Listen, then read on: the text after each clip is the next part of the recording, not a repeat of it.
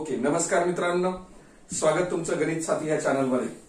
आज आपण त्रिकोणाची परिमिती आणि पायालगतचे कोन दिले असतात त्रिकोण रचना कशी करायची ते बघणार आहोत मित्रांनो। बघा, परिमिती दिलेली आहे आणि त्या त्रिकोणाच्या पायालगतचे दोन कोन जर तुम्हाला दिलेले असतील त्याच्यावरून त्रिकोणाची रचना करायची। आता त्रिकोणाची परिमिती ह्या शब्दाचा अर्थ तुम्हाला माहिती आहे, तिन्ही बाजूंची बेरीज, त्रिकोणाच्या तिन्ही बाजूंची बेरीज म्हणजेच त्रिकोणाची परिमिती असते, लक्षात घ्या। आणि ती परिमिती बघा, PQ अधिक QR अधिक PR बरोबर 9.5 हे त्रिकोण PQR ची परिमिती तुम्हाला दिलेली आहे आणि त्याच्यानंतर पायाच्या लगत असलेले जे दोन कोन आहेत त्या दोन कोनांच्या मापांची बेरीज तुम्हाला दिलेली। बेरीज म्हणण्यापेक्षा दोन्ही कोन तुम्हाला या ठिकाणी दिलेली आहे। चला तर या ठिकाणी आपण सुरुवातीला असं करूया, जेवढी परिमिती तुम्हाला या ठिकाणी दिली मित्रांनो त्या परिमितीच्या लांबीचा एक रेषाखंड आपण या ठिकाणी काढतोय। बघा, पट्टीच्या साहाय्याने परिमिती बघा, परिमिती तुमची किती आहे 9.5 म्हणून आपण अशा पद्धतीने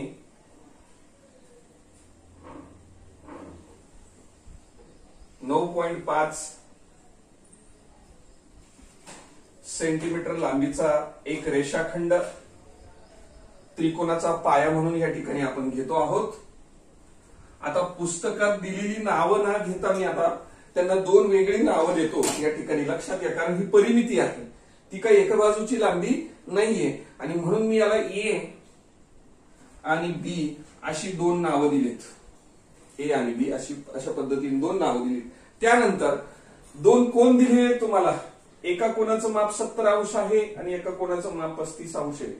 मित्रांनो, 70 अंशाचा जो कोन आहे त्याच्या निम्मे 35 होतात म्हणून आपण या ठिकाणी 35 अंशाचा कोन मोजणार आहोत। का 35 अंशाचा कोन मोजायचा याचं विश्लेषण मी आकृती काढून झाल्यानंतर तुम्हाला सांगणार आहे। फक्त लक्षात घ्या, दोन्ही कोन जर दिलेले असतील तर त्याचे निम्मे निम्मे कोन करायचे, याचे 35 होतील, याचे 40 होतील। 35 अंशाचा कोन मी ह्या ठिकाणी मोजतोय बघा आता,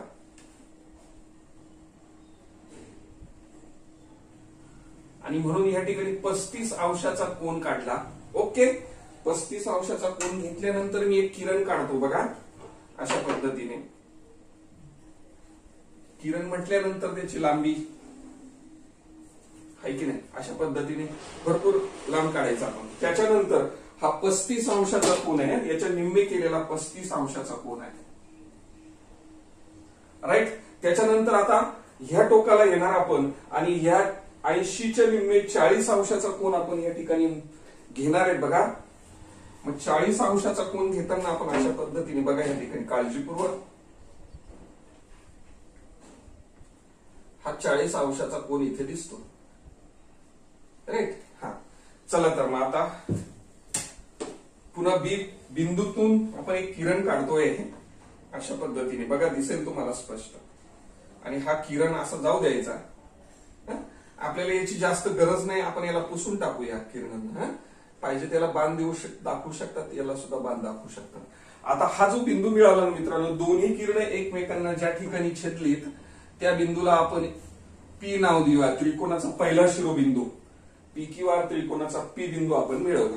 आता तुम्हाला दोन शिरोबिंदू आणि हा किती अंशाचा कोन घेतला होता 40, हे पण लिहून ठेवतो या ठिकाणी 40 अंशाचा। ओके, आता तुम्हाला राहिला Q आणि R, P बिंदू मिळाला, Q आणि R बिंदू आपल्याला हे शोधायचे। ऍक्च्युली बघा, Q आणि R चे माप दिलेले होते पण ते आपण A आणि ह्या B च्या ठिकाणी मोजलेत, ते मी निम्मे करून मोजलेत।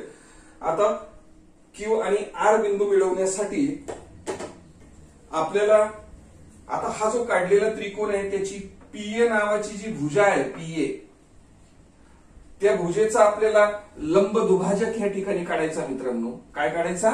लंब दुभाजक। मग लंब दुभाजक काढण्याची कृती कशी आहे हे तुम्हाला माहिती आहे बा, त्या बाजूच्या निम्म्यापेक्षा जास्त अंतर घेणार आहे बघा, निम्म्यापेक्षा जास्त अंतर घेऊन अशा पद्धतीने चॉप या ठिकाणी मारायचे, राईट। आणि तेच अंतर ठेवायचं, इथे यायचं। आता ह्या चॉपला फक्त क्रॉस चॉप आपण घ्यायचे। ओके, बस आता हे बाकीचा अनावश्यक असलेला भाग मी पुसतो, लक्षात घ्या, आपल्याला फक्त फुली दिसली पाहिजे। ही फुली इथे दिसते, ही फुली इथे दिसते। ओके, चला याच्यानंतर आता याला जोडूया। या दोन्ही फुल्या मी अशा पद्धतीने जोडतो पहा.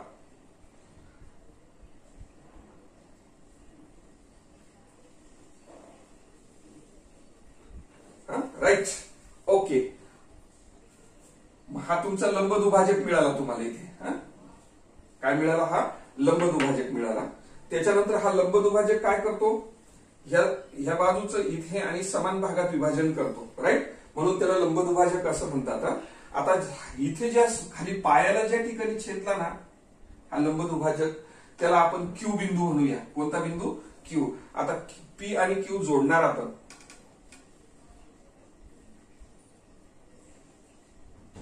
राईट. पी आणि क्यू जोडला. राईट. पहा मग आता हे अंतर आणि हे अंतर सारखं, कारण लंब दुभाजक काढला. त्याच्यानंतर ह्या लंब दुभाजकावरती हा क्यू बिंदू मिळवलेला आहे. हा लंब दुभाजक आहे, याच्यावर क्यू बिंदू मिळवला. लंब दुभाजकावर असलेला क्यू बिंदू हा इथून इथपर्यंतचं अंतर आणि इथून इथपर्यंतचं अंतर सारखं असतं, कारण रेषाखंडाच्या लंब दुभाजकाचं प्रमेय आपण शिकलेलो आहोत. लंब दुभाजकावर कोणताही बिंदू असू द्या, तो बिंदू त्या रेषाखंडाच्या अंत्यबिंदूच्या दोन्ही टोकांपासून समान अंतरावर असतो, असं प्रमेय होतं आपलं.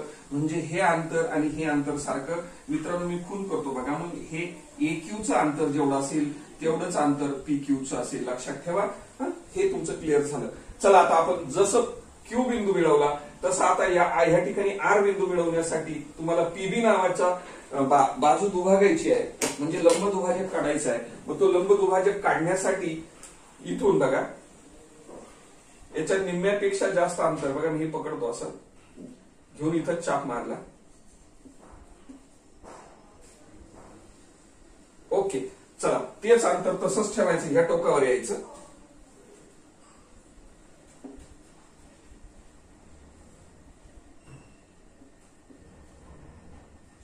ओके.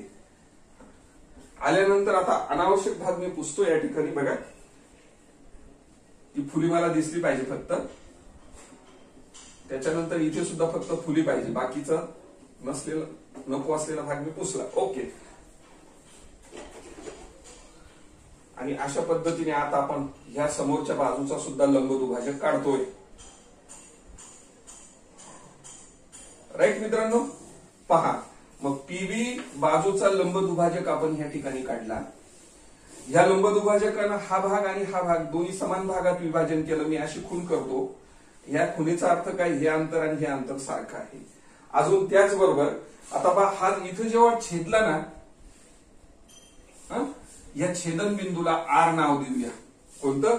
आर नाव. आता आर आणि पी जोडणार आपण. आर आणि पी जोडणार. ओके. हे जरा व्यवस्थित दिसलं पाहिजे. बिंदू जरा स्पष्ट, रेषा पुसली गेली. ओके. मग आता तुम्हाला आर बिंदू मिळाला, क्यू बिंदू मिळाला, पी बिंदू मिळाला. मित्रांनो हा जो लंब दुभाजक काढला त्या लंब दुभाजकावरती आर बिंदू आहे. मग लंब दुभाजकावर जर आर बिंदू असेल तर आर बिंदू पासून पी बिंदू पर्यंतचं अंतर, आर बिंदू पासून बी बिंदू पर्यंतचं अंतर, हे अंतर सुद्धा सारखं असतं. कुठल्या प्रमेयानुसार? रेषाखंडाच्या लंब दुभाजकाच्या प्रमेयानुसार. ओके. आणि म्हणून आता पहा हे अंतर सारखं झालं. आता चला आपण कोण इथे असलेले कोण किती अंशाचे असतील त्याचा विचार आपण या ठिकाणी करूया. आता मी पहिल्यांदा तुम्हाला इथून सुरुवात करतो मित्रांनो. पहा हा तुमचा 35 अंशाचा कोन आहे. राईट. त्याच्यानंतर ह्या त्रिकोणाची, कोणत्या? PAQ ह्या त्रिकोणाची PQ बाजू आणि AQ बाजू, काय बोलतो मी? PQ आणि AQ ह्या दोन बाजू समान आहेत, म्हणजेच एकरूप आहेत. जर बाजू एकरूप असतील त्रिकोणामध्ये दोन बाजू, तर त्या बाजूंच्या समोरचे सुद्धा कोन एकरूप असतात. म्हणजे ह्या बाजूचा समोरचा कोन तुमचा 35 अंशाचा आहे, तर ह्या बाजूच्या समोरचा इथला कोन सुद्धा किती अंशाचा असला पाहिजे? 35 अंशाचा. लक्षात घ्या मी काय सांगितलं. समद्विभुज त्रिकोणामध्ये एकरूप बाजूंसमोरील कोन एकरूप असतात असं प्रमेय आपण शिकलेलो आहोत. म्हणजे AQ बाजू आणि PQ बाजू एकरूप असल्यामुळे त्यांच्या समोरचे हे 35 अंशाचे कोन झाले, कारण बाजू एकरूप कोन एकरूप. आता त्याच्यानंतर पुढे आपण जाणार आहे दूरस्थ अंतर कोणाच्या प्रमेयानुसार, किंवा त्याच्या आधी पुन्हा आता इकडे या. समजा ही बाजू तुमची आणि नंतर ही बाजू एकरूप. लक्षात घ्या. आता पुढच्या त्रिकोणात कोणत्या? आर बी ह्या त्रिकोणात आरबी बाजू आणि पी बाजू एकरूप खुणा केलेल्याच आहेत, एकरूप आहेत. मग ह्या बी कोणाचं माप कोणाच्या समोर आहे? पी आर च्या समोर. मग त्याच्याच आता आरबी बाजूच्या समोरचा कोणता कोण येईल? हा इथला कोण येईल. मग जर हा 40 अंशाचा असेल तर ह्या ठिकाणी सुद्धा तुमचा किती अंशाचा असला पाहिजे? 40 अंशाचा कोन असला पाहिजे. कारण एकरूप बाजूंसमोरील कोन एकरूप असतात. ही बाजू ह्या बाजूशी एकरूप. मित्रांनो, जर हा कोन 40चा तर हा कोन सुद्धा 40. कारण ह्या कोणासमोर ही बाजू आणि ह्या कोणासमोर ही बाजू, दोन्ही बाजू एकरूप, म्हणून दोन्ही कोन कसे झाले? 40-40 चे झाले. चला, आता आपण 9वीला अजून एक प्रमेय शिकलो, दूरस्थ आंतरकोनाचे प्रमेय, नाही का? दूरस्थ आंतरकोनाचं प्रमेय काय सांगतं? त्रिकोणाचा बाह्य कोन हा त्याच्या दूरस्थ आंतरकोनाच्या मापांच्या बेरजे एवढा असतो. म्हणजे काय हो? पहा, हे दोन्ही कोनांच्या मापांची बेरीज 40 अधिक 40 हे या कोणाच्या नाही, याच्या बाहेरचा, या त्रिकोणाच्या बाहेर इथे जो असतो त्याच्या बेरजे एवढा असतो. म्हणजे किती अंशाचा असला पाहिजे? 80. 40 अधिक 40 बरोबर 80. हा पी आर बी ह्या त्रिकोणाचा बाह्य कोन, ह्या बाह्य कोनाचे माप त्याच्या दूरस्थ आंतरकोनाच्या मापांच्या बेरजे एवढे. म्हणजे याच्यापासून दूर असलेले पण आतले दोन्ही कोन, दोन्हीच्या मापांची बेरीज म्हणजे ही नाही, लक्षात घ्या. म्हणजे 40 आणि 40 80. चला तर तेच आता पुन्हा आता पी क्यू ए याच्यामध्ये हा बाह्य कोन ह्या त्रिकोणात. मग ह्या दोन्ही कोनांच्या मापांची बेरीज 35 आणि 35 किती झाली? 70. मग या ठिकाणी क्यू कोनास किती यायला पाहिजे? 70 अंशाचा. चला, क्यू बरोबर 70 दिसतोय. त्याच्यानंतर कोन आर बरोबर 80. कसे आले तुम्हाला लक्षात आले? दूरस्थ आंतरकोनाचं प्रमेय आपण या ठिकाणी वापरलं आणि म्हणून दोन्ही कोनांच्या मापांची बेरीज केली. ती 35 आली, इथे 35-35 70 आली, 40-40 80 आली. आणि त्याचबरोबर अजून याच्यामध्ये समद्विभुज त्रिकोणाचं प्रमेय वापरून दोन्ही कोन समान दाखवलेत, है की नाही? एकरूप बाजूंसमोरील कोन सुद्धा एकरूप असतात. म्हणून अतिशय महत्वाचं उदाहरण आहे, हे तुम्हाला समजणं महत्वाचं आहे. त्याच्यानंतर हे जे दिसतोय तुम्हाला, हे सिद्ध करायचं आपल्याला. हे खरंच आपण घेतलेलं परिमिती तेवढी येते का? चला तर आपण एक पहिल्यांदा विचार करू. एबी किती घेतली होती मित्रांनो? एबी है की नाही? एबी म्हणजेच काय? किती घेतलेली एबी तुम्ही? हे जे अंतर घेतो ते 9.5 घेतलं होतं की नाही सुरुवातीलाच? म्हणून आपण या ठिकाणी काय लिहू शकतो? 9.5 एबी बरोबर. मग एबी ची लांबी म्हणजे काय? ए क्यू ची लांबी अधिक क्यू आर ची लांबी अधिक क्यू आर बी ची लांबी बरोबर किती? 9.5. हे 9.5 अंतर म्हणजे काय? हे अंतर अधिक हे अंतर अधिक हे अंतर, हे पूर्ण अंतर आपण 9.5 घेतलं होतं. मग ए क्यू म्हणजे काय हो? हे बघा, ए पासून क्यू पर्यंतचं जे अंतर आहे, हे अंतर इथं खून केलेले डबल एचे, हे अंतर म्हणजेच हे अंतर आहे. आणि ते अंतर म्हणजे तुमचं कोणतं? पी क्यू अंतर. ए क्यूलाच आपण पी क्यू म्हणतो आकृतीवरून. नंतर हा तुमचा क्यू आर जसाच तसा अधिक आरबी. आरबी म्हणजे हे अंतर म्हणजे तुमचं कोणतं अंतर बाळांनो? पी आर अंतर, राईट? कारण ही बाजू सारख्या मापाची, म्हणून या ठिकाणी काय म्हणणार आपण? पी आर बरोबर किती आले तुमचे? 9.5. पहा, आपल्याला जी परिमिती दिली होती पी क्यू अधिक क्यू आर अधिक पी आर, पी क्यू अधिक क्यू आर अधिक पी आर बरोबर 9.5. आपण घेतलेलं मापही बरोबर आलं, आपली जी परिमिती पाहिजे होती तीही बरोबर आली, आणि जे कोण 70 आणि 80 चे दिलेले होते ते कोण सुद्धा आपल्या बरोबर आले. अशा पद्धतीने रचना करायची मित्रांनो, आणि हे विश्लेषण सुद्धा व्यवस्थित लिहून घ्यायचं तुम्ही. ओके.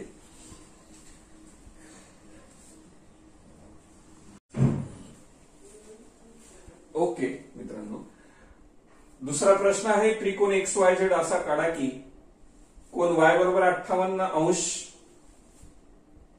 कोण X बरोबर 46 अंश, आणि त्रिकोणाची परिमिती दिली तुम्हाला 10.5 सेंटीमीटर. ओके. त्रिकोणाची परिमिती या शब्दाचा अर्थ असतो मित्रांनो तिन्ही बाजूंची बेरीज.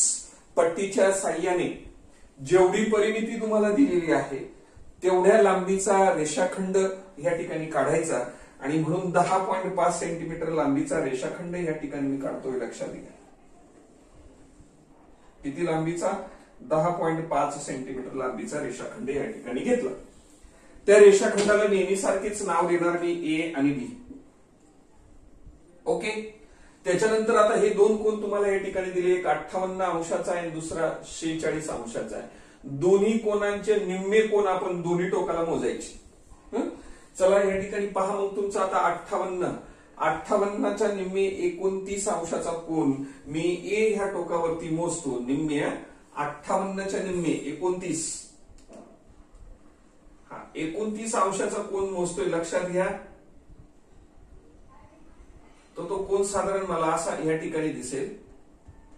आणि कोन मोजून झाल्यानंतर मी पट्टीच्या साहाय्याने किरण काढतो अशा पद्धतीने. हा किरण काढल्यानंतर आपल्याला आवश्यक असेल तेवढाच ठेवणार, नंतर आपण पुसून टाकणार आहोत. लक्षात घ्या. त्याच्यानंतर हा झाला तुमचा किती 29 अंशाचा. मी या ठिकाणी 29 अंश लिहितो. चला मित्रांनो, त्याच्यानंतर तुम्हाला बी ह्या टोकावरती ह्या कोनाच्या निम्मे 46च्या निम्मे 23 अंशाचा कोन मोजतो. किती? 23. खूप लहान होतात ते कोन, पण तरी आपल्याला त्या पद्धतीने मोजता येते. 23 अंशाचा कोन या ठिकाणी घेतोय. चला, हा इथे तुमचा 23 अंशाचा कोन आहे. राईट. 23 अंशाचा कोन मोजून झाल्यानंतर किरण काढतो मी. बी ह्या शिरोबिंदू पासून असा किरण निघाला. किती अंशाचा कोन करून? 23 अंशाचा कोन करून मित्रांनो. बस अशा पद्धतीने आपण दाखवूया. याची गरज नाही एवढा मोठा किरण घ्यायची. पाहिजे तर आपण असं इथे बाण दाखवून किरण आपण असे दाखवू शकतो, छोटे किरण. राईट. चला, आता हा 46 होता. 46च्या निम्मे 23. राईट. त्याच्यानंतर आता काय करणार आहोत? आता हा जो बिंदू मिळाला, दोन्ही किरण एकमेकांना जिथे छेदली त्या छेदन बिंदूला आपण ह्या त्रिकोणाचा पहिला बिंदू एक्स असा नाव देणार. एक्स. राईट. आता नंतर वाय आणि झेड कुठे असतील? वाय आणि झेड इथे कुठेतरी असतील. ते मिळवायचे आपल्याला. ते मिळवण्यासाठी आपण कोणती कृती करतो मित्रांनो? लंबदुभाजक काढणे. कोणत्या बाजूचे लंबदुभाजक काढतोय बघा मग आता या ठिकाणी. चला, हा एक्स ए किंवा ए एक्स, एक्स पासून ए पर्यंतची जी बाजू आहे ती, नंतर एक्स पासून बी पर्यंत हे जे अंतर आहे ही बाजू, या दोन्ही बाजूंचे लंबदुभाजक आपण या ठिकाणी घेणार आहोत. मग चला, आता मी ए इथं टोक ठेवलं, निम्म्यापेक्षा जास्त अंतर घेऊन असा चॉप घेतला. त्याच वेळेस इथे हे अंतर घेतलं हलू न देता आणि अशा पद्धतीने क्रॉस घेतले. आता क्रॉस घेतल्यानंतर हे अनावश्यक असलेला भाग मी पुसतो. याची गरज नाही आपल्याला. जेवढी फुली दिसली पाहिजे स्पष्टपणे, आणि फक्त फुली ठेवली. चला, फुली ठेवल्यानंतर आपण यांना जोडूया. या दोन्ही फुले एकत्र जोडतोय मी पट्टीच्या साह्याने.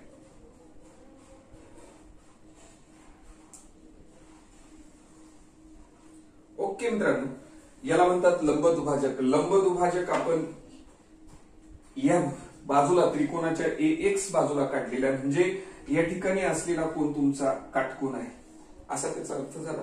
आणि लंबदुभाजक काढल्यामुळे काय झाले? ए एक्स चे दोन भागात विभाजन झालं, म्हणजे हा भाग आणि हा भाग तुमचा सारखा झाला.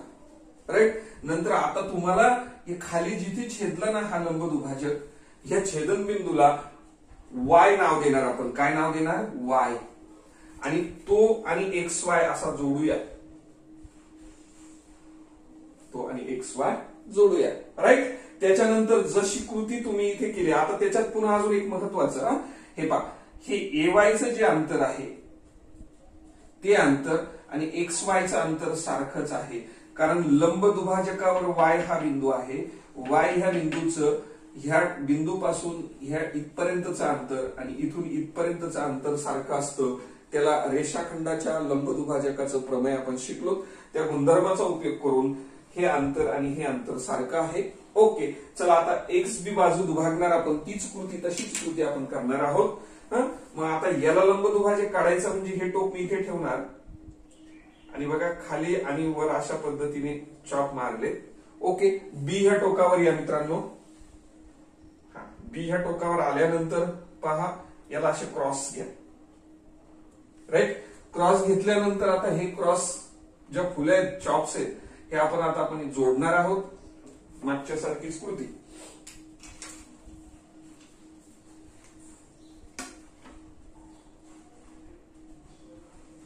अशा पद्धतीने. ओके. झालं. आता पहा, इथे हे लंबदुभाजक झालं. मग हे जे अंतर आहे, हे अंतर आणि इकडचं अंतर, हे अंतर पण सारखं असतं.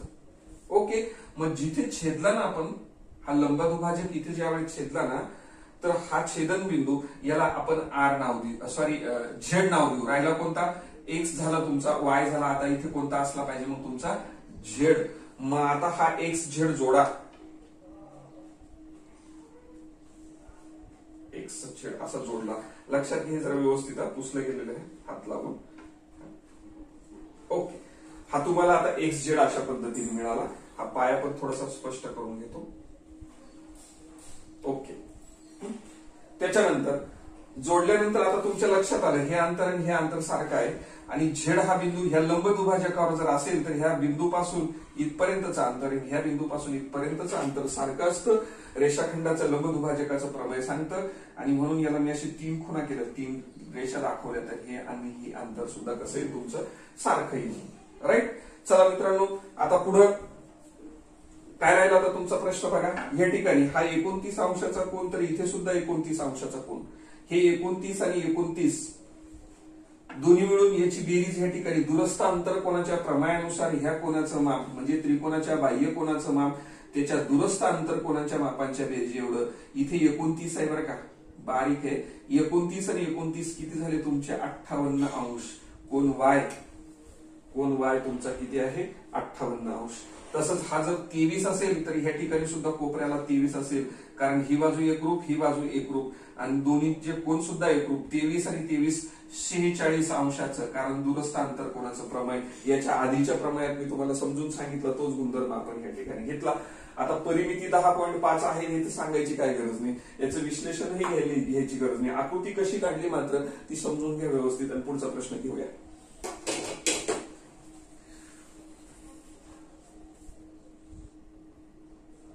ओके मित्रांनो, या सराव संचातली शेवटची रचना आहे. त्रिकोण LMN असा काढा की कोण M बरोबर 60 अंश, कोण N बरोबर 80 अंश, आणि तिन्ही बाजूंची बेरीज आपल्याला दिलेली आहे, म्हणजे त्याचा अर्थ परिमिती आहे, आणि ती 11 सेंटीमीटर लांबीची आहे. जेवढी परिमिती दिली ना तेवढ्या लांबीचा रेषाखंड मी या ठिकाणी काढून घेतला, 11 सेंटीमीटर लांबीचा.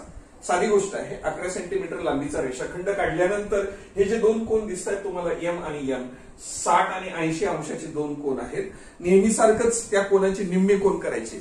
सुरुवातीला 60च्या निम्मे 30 अंशाचा कोन मी या ठिकाणी मेजर करतो, या टोकाला.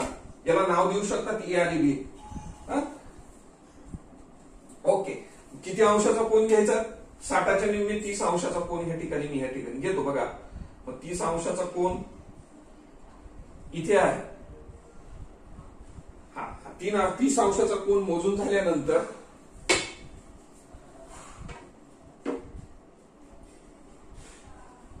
किरण आपण अशा पद्धतीने काढणार. राईट. या पद्धतीने किरण काढला. ओके, त्या किरणाला नाव नंतर देणार आपण. पुढे आता N कोन तुमचा 80 अंशाचा आहे. 80च्या निम्मे केले 40 अंशाचा कोन या ठिकाणी मोजूया. चला, कोन मापक ठेवतो मी या ठिकाणी, पहा. 40 अंशाचा कोन, 40 अंशाचा कोन असा मोजला मित्रांनो. आणि इथून सुद्धा एक किरण आपण बी ह्या शिरोबिंदूतून एक किरण आपण या ठिकाणी काढूया. मग आपण पहा अशा पद्धतीचा कोन होईल तिथे.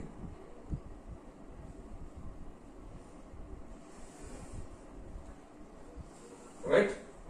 ओके, दोन्ही किरण या ठिकाणी एकमेकांना छेदतात ना, त्या छेदनबिंदूला काय नाव द्यायचं सांगा बरं. आता काय नाव देणार सांगता येईल? त्रिकोण कोणता काढायचा आहे? LMN. त्याच्यातला L नावाचा बिंदू तुम्हाला या ठिकाणी मिळाला, हा L बिंदू आहे. ओके, कोण मोजले किती हो या ठिकाणी? याच्या निम्मे असलेला कोन आहे, म्हणजे 60च्या निम्मे 30 अंशाचा कोन आपण या ठिकाणी घेतला, तो घेणार. त्याच्यानंतर 80च्या निम्मे 40 अंशाचा कोन तुमचा इथे आहे, तो पण आपण या ठिकाणी घेणार. ओके, अशा पद्धतीने कोन मोजून झाले. चला, आता आपल्याला काय करायचंय? या त्रिकोणात M आणि N हे दोन बिंदू आपल्याला इथे मिळवायचे. ते मिळवण्यासाठी LA आणि LB ह्या ज्या दोन बाजू ह्या त्रिकोणाच्या दोन्ही बाजूंचे लंबदुभाजक आपण या ठिकाणी घेणार मित्रांनो. लंबदुभाजक घेण्याची कृती तुम्हाला सर्वांना माहिती आहे. आपण घेत असताना काय करतो, ह्या बाजूचं बघा, ज्या बाजूचा लंब दुभाजक घ्यायचा त्या बाजूच्या निम्म्यापेक्षा जास्त अंतर घ्यायचं. निम्म्यापेक्षा जास्त अंतर म्हणजे बघा हे अंतर. अशा पद्धतीने अंतर घेतलं, खाली वर चाप मारायचे, घाबरायचं नाही चाप, नंतर पुसता येतं आपल्याला ते.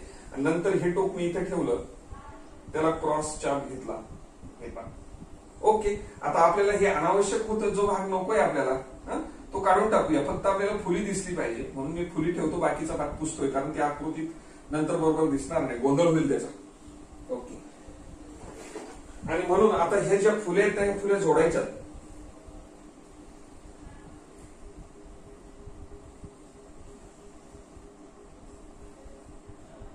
ओके मित्रांनो, याला म्हणतात लंब दुभाजक.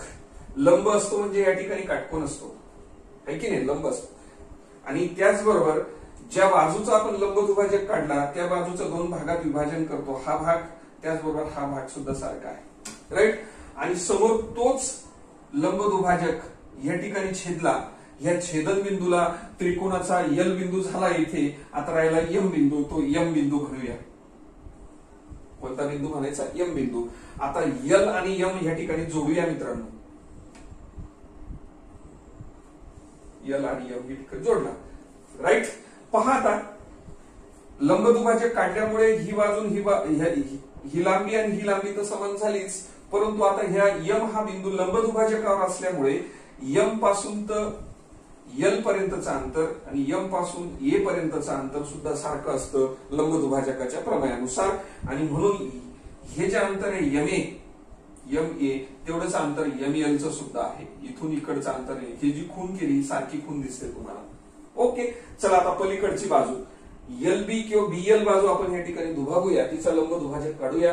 तीच कृती नाही का, या टोकावर मी आता हे ठेवलं बघा,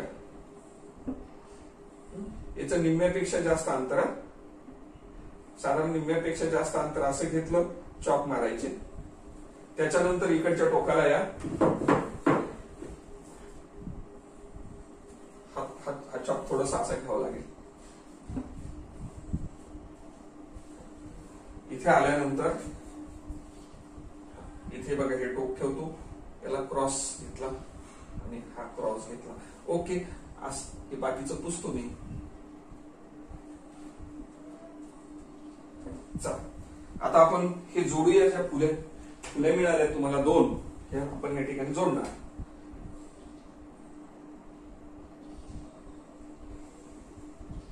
राईट, अशा पद्धतीने लंब दुभाजक काढला, इथे काटकोन असणार. त्याच्यानंतर ही जी बाजू मिळाली मित्रांनो, या बाजूची ही जी लांबी असेल तेवढीच इकडची लांबी असेल, कारण दुभाजक असल्यामुळे त्या रेषाखंडाचं दोन भागात विभाजन केलं त्यांनी. आणि त्याचबरोबर हा लंब दुभाजक काढला ना, ह्या लंब दुभाजकावरती ह्या ठिकाणी इथं छेदला तो, आणि या छेदन बिंदूला त्रिकोणाचा उरलेला जो कोण बिंदू आहे तो यन घेतला आपण या ठिकाणी, राईट. आणि हा यन आणि यल ह्या ठिकाणी जोडूया. अशा पद्धतीने जोडला. हे पुसलेलं होतं, थोडं पुसलं गेलं, मी याला चांगलं व्यवस्थित करून घेतो. अशा पद्धतीने ओके, तुम्हाला एन बिंदू मिळाला. आता हा एन बिंदू कशावर, ह्या लंब दुभाजकावर असल्यामुळे हे अंतर एनबीचं अंतर आणि एनएलचं अंतर, हे अंतर सुद्धा कसं असतं, सारखं आहे, लक्षात घ्या. लंब दुभाजकाचं प्रमेय आता मी 2 वेळेस सांगितलंच तुम्हाला, पुन्हा पुन्हा सांगायची गरज नाही. ओके, हे अंतर सारखं आहे, हे अंतर सारखं आहे. आता काय झालं मित्रांनो, पहा आता पुन्हा कोणाकडे आपण जाऊया. जर हा 30 अंशाचा कोन असेल तर हा किती अंशाचा कोन असेल असं विचारतो. पहा, एएम बाजू आणि एलएम बाजू या दोन्ही बाजू एकरूप आहेत. जर बाजू एकरूप असेल तर त्या बाजूंसमोरचे सुद्धा कोन एकरूप असतात. मग ह्या बाजू समोरचा हा कोन आणि ह्या बाजू समोरचा हा कोन, मग हा जर 30 असेल तर 100% हा सुद्धा 30 असला पाहिजे, राईट. मग हा 30 आणि हा 30, 30 आणि 30 किती झाले, 60. मग दुरस्थ अंतर कोणाच्या प्रमाणानुसार ह्या कोणाचं माप किती असलं पाहिजे, 60 असलं पाहिजे. दोन्हींची बेरीज असते नाही का. दुरस्थ अंतर कोणाच्या मापाची बेरीज कशी असते, ती त्रिकोणाच्या बाह्य कोणाचं माप त्याच्या दुरस्थ अंतर कोणाच्या मापांच्या बेरजे इतकं असतं. म्हणजे हे बाह्य कोणाचं माप ह्या दोन्हीच्या बेरजे इतकं असतं. हा गुणधर्म आपल्याला माहितीये. चला आता ह्या ठिकाणी पुन्हा तोच गुणधर्म लावतो. ही बाजू आणि ही बाजू दोन्ही बाजू एकरूप आहे. पण त्रिकोणाच्या दोन बाजू जर एकरूप असतील तर त्या बाजूंसमोरचे कोण एकरूप असतात. मग ह्या बाजूच्या समोरचा हा 40 अंशाचा कोण आहे. हा 40 हे लक्षात घ्या. तर ह्या बाजूच्या समोरचा इथला कोण सुद्धा 40 अंशाचा असेल.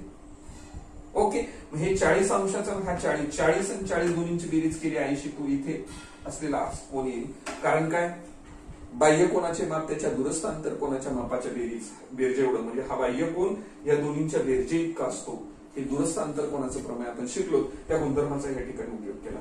पहा बाळांनो, यम ठिकाणी असलेला कोण 60 अंशाचा आहे आणि कोण एन ह्या ठिकाणी दाखवतो तुमचा 80 अंशाचा. ही कंडिशन तुमची या ठिकाणी सॅटिस्फाय झाली. चला आपण आता परिमिती जी आहे ती परिमितीचा आपण या ठिकाणी विचार करू. पहिल्यांदा सुरुवातीला लक्षात घ्या, एबी हे अंतर आपण किती घेतलं होतं 11. काय एबी हे अंतर आपण 11 घेतलं होतं. लक्षात घ्या, एबी म्हणजे काय हो. एबी म्हणजे एम अधिक एमएन अधिक एनबी. एबी पूर्ण एबीची लांबी म्हणजे हे 3 तुकडा. पहिला हा तुकडा अधिक हा तुकडा नंतर हा पलीकडचा तुकडा. मग एबी म्हणजे तुमचा एम अधिक एमएन अधिक एनबी आणि ही संपूर्ण बेरीज किती तुमची 11 आहे. एबी ही पूर्ण 11 आहे एबी. मग एम पहा, एम म्हणजे काय. एम हे अंतर म्हणजेच तुमचं एल पासून एम पर्यंतचं अंतर.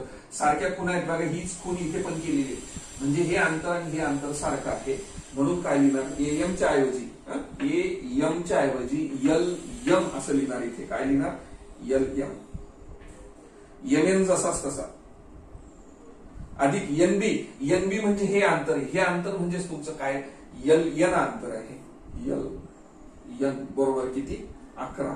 आणि पहा त्रिकोणाची परिमिती तुम्हाला या ठिकाणी दाखवलेली. एल एम एम एन आणि एन एल यांची बेरीज किती 11. म्हणजे त्रिकोणाची परिमिती ही काय झाली, त्रिकोणाच्या तिन्ही बाजूंची बेरीज किती झाली तुमची 11. अशा पद्धतीने अतिशय सुंदर अशी रचना आहे. तिन्ही रचना अगदी काळजीपूर्वक बघा. हे विश्लेषण तुम्हाला समजण्यासाठी लिहून घ्या. हे उत्तरात फक्त तुम्हाला आकृतीच काढायची परीक्षेमध्ये. मात्र हे विश्लेषण कसं घेतलं, हे परिमिती कशी आली ही तुम्हाला समजून सांगितली. कोण असेच का घेतले, ते 30 आणि 40 निम्मे का केलेत याचाही अर्थ तुम्हाला कळाला असेल. या ठिकाणी हा सराव संच संपला मित्रांनो. त्याचबरोबर हे प्रकरणही संपलं. जर हा व्हिडिओ आवडला असेल तर चॅनलला सबस्क्राईब करा आणि व्हिडिओला लाईक करा.